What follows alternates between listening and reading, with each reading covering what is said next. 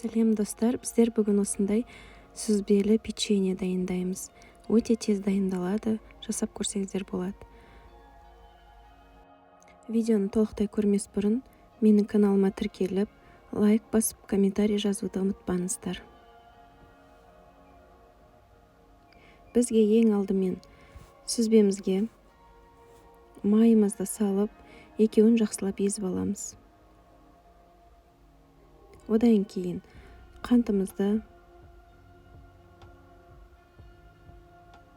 ұнымызды, қопсытқышымызды салып,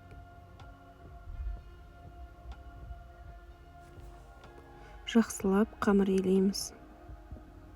Қамырымыз өте жұмсақ, қолға жабыспайтын болып шығады.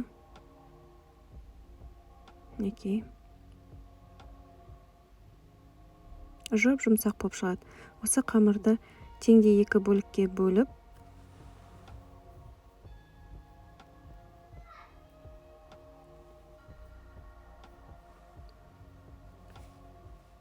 оқтаудың көмегімен жаямыз.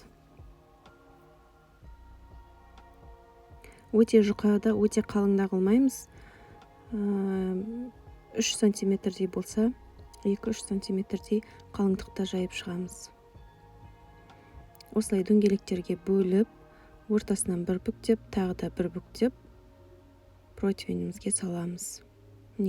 Противенге салғаннан кейін үстіне қантымызды сеуіп, 180 градуста 40 минут немесе жарты сағат пешіңізге байланысты пісіріп аламыз.